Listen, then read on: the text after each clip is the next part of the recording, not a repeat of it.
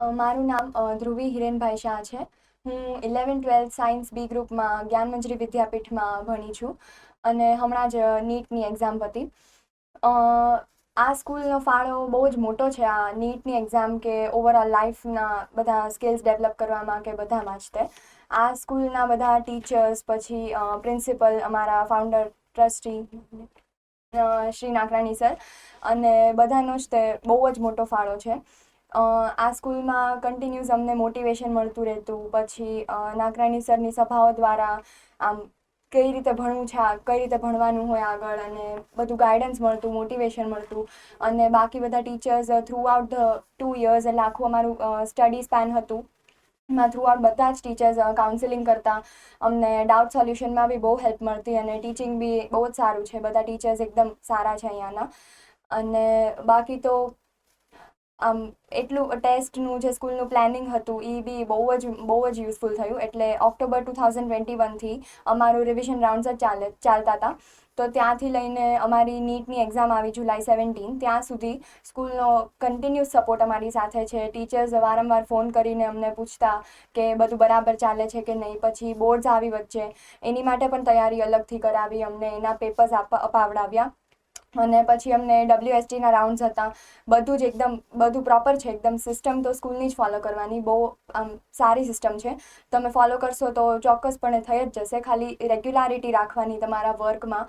અને રોજ જે ચાલતું હોય સ્કૂલમાં, એટલે કે આજે સપોઝ હજી સિલેબસ ચાલે છે તો જે ભણાવે છે એ આવીને એનું કામ પૂરું કરવાનું. પછી હોમવર્કમાં ટાઈમ ફાળવવાનો અને હોમવર્ક એકદમ સમજીને એમ કરવાનું, છાપો મારવાનો કે એવું નહીં કરવાનું, તો યુઝફુલ નહીં થાય.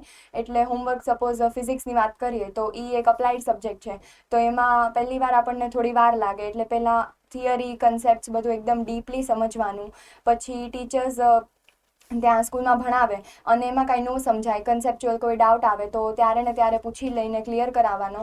પછી ત્યાં સ્કૂલમાં રીડિંગના લેક્ચર્સ હોય છે, નહીંતર ઘરે આવીને હોમવર્ક માટે ટાઈમ ફાળવવાનો અને હોમવર્ક એકદમ પ્રોપરલી કરવાનું. સમજીને દરેક ક્વેશ્ચન ટાઈમ લાગે. મારે અપ્રોક્સ 4 to 5 hours થતા, કાં તો ક્યારેક 3 to 4 hours. એટલે ડિપેન્ડ્સ કે કયો ચેપ્ટર છે, ટોપિક છે, શું છે, એવી રીતના. પણ વાર લાગે તો ભલે લાગે, પણ જે કરંટ ટોપિક છે એ બહુ ઇમ્પોર્ટન્ટ છે. એ અત્યારે પ્રિપેર નહીં થાય તો પછી એનો જે બેકલોગ છે એ બહુ નડશે આગળ જઈને. કારણ કે એ બધું કન્સેપ્ચ્યુઅલ છે. એટલે એ તમે અત્યારથી સમજતા નહીં કરો ને એ તમને એમ થાય કે પછી સમજી લેશું, ચલો ચાલશે, તો આખી લિંક જ છૂટી જાય મગજમાંથી. એટલે એ બધું પેન્ડિંગ નહીં કરવાનું. પછી સબ્જેક્ટ્સની થોડી વાત કરીએ તો એમાં મારો ફેવરિટ સબ્જેક્ટ ફિઝિક્સ હતો. ફિઝિક્સમાં મને બહુ મજા આવતી. એટલે અપ્લાઇડ સબ્જેક્ટ છે પણ એટલે એમાં નવા ક્વેશ્ચન્સ આવે, મને આમ ચેલેન્જ લાગતા. એટલે મને બહુ મજા આવતી સોલ્વ કરવાની ફિઝિક્સ.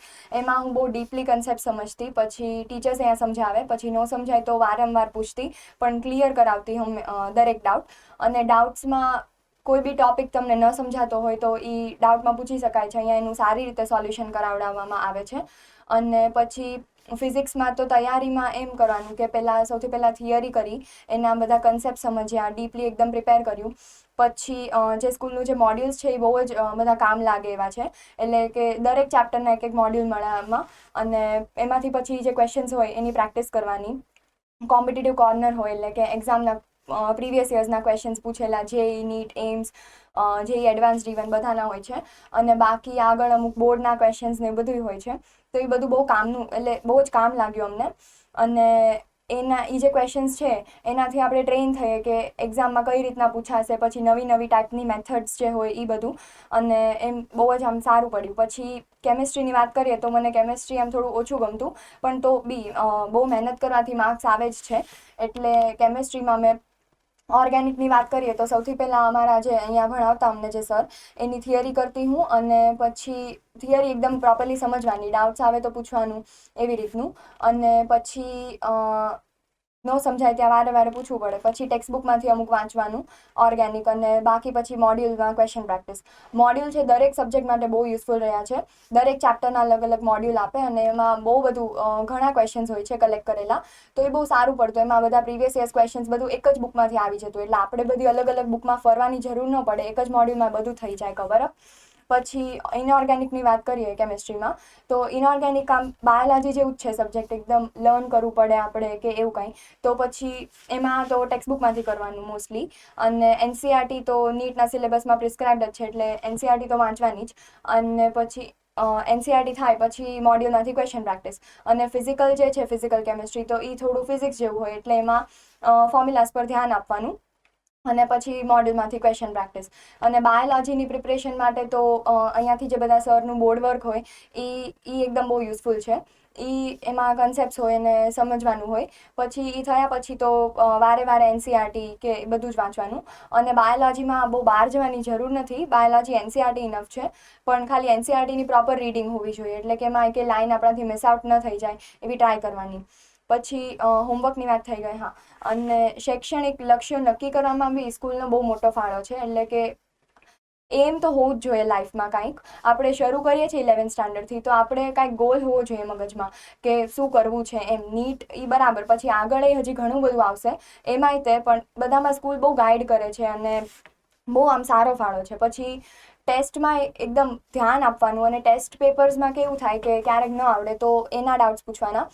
પછી જે પેપરમાં નથી આવડેલા ક્વેશ્ચન્સ કે જેમાં તમે ભૂલો કરેલી છે થ્રુ આઉટ ધ 2 years તમે ભણ્યા છો ત્યારે, કે મોક ટેસ્ટ હોય કે એવું, તો પછી એમાં પ્રોપરલી તમારે એનાલાઇઝ કરવાનું પેપર, અને વારે વારે જોતા જવાની કે કઈ ટાઈપની ભૂલો થઈ છે, તો પછી એવી ટાઈપની ભૂલો પાછી રિપીટ ન થાય આપણાથી, એવું ધ્યાન રાખવાનું. પેપર એનાલિસિસ બહુ કામનું છે આમ સ્ટડી કરતી વખતે, કારણ કે આપણે બધું ભણ્યા તો હોય જ, પણ અમુક વસ્તુ તો એવી જ હોય કે જે આપણને પેપરમાં ખબર પડે કે આમ આપણે બહુ બધા પેપર્સ દઈએ તો આપણી સામે આવે કોઈ વાત જે આપણાથી ભણવામાં છૂટી ગઈ હોય, તો પછી ત્યારે આપણે એની પર પૂરતું ધ્યાન આપીને કરી શકીએ પ્રિપેર.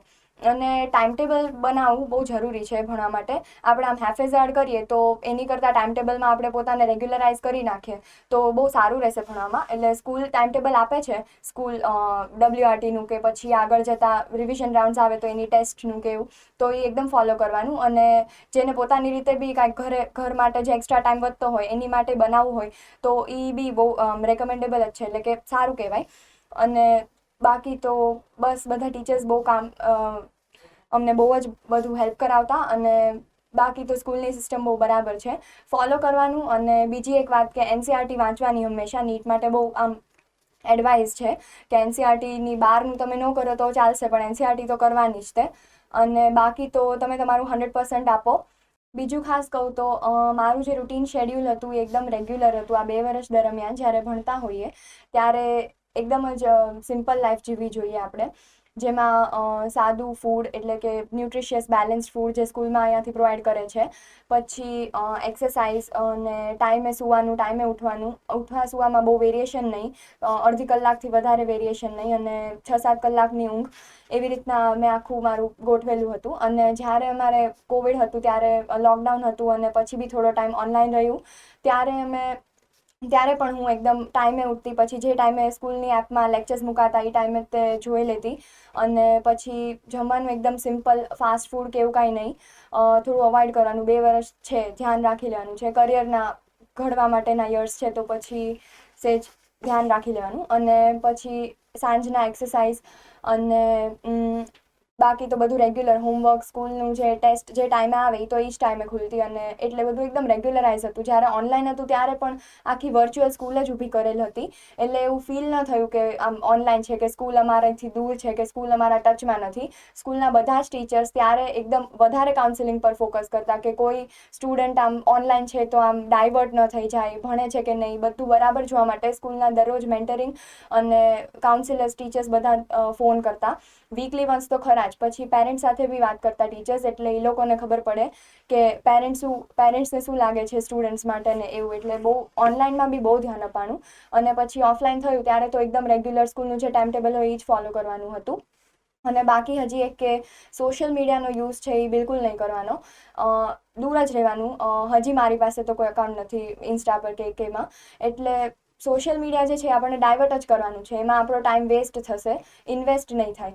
એટલે એમાં ટાઈમ વેસ્ટ કરવા કરતાં અત્યારે આ જે 2 વર્ષ આપણને મળ્યા છે તો એમાં એનો ફૂલ ઉપયોગ કરીને આપણે એકદમ ભણીએ, સરસ રિઝલ્ટ આવે, તો અત્યારે આપણે સોશિયલ મીડિયા કે એવામાં ડાયવર્ટ ન થઈએ એ જ સારું રહેશે. એટલે એનાથી એકદમ દૂર રહેવાની જ ટ્રાય કરવાની. અને સ્કૂલે આવશો ત્યારે તો એટલા કલાક તો તમે રહેવાના જ નથી, પણ ઘરે જઈને તે મોબાઈલનો યુઝ બહુ આમ એવી રીતના મતલબ ભણવા રિલેટેડ બરાબર છે, ડાઉટ્સ પૂછવા હોય ટીચર્સને ઘરે આવ્યા પછી તો એ બધું બરાબર, બાકી બીજો એકે યુઝ નહીં કરવો. બસ ડે 1થી જ મહેનત કરવાનું ચાલુ કરી દો એટલે ચોક્કસ તમને તમારું જે નક્કી કરેલું રિઝલ્ટ અને એમ છે એ મળશે જ તે. All the best. Thank you.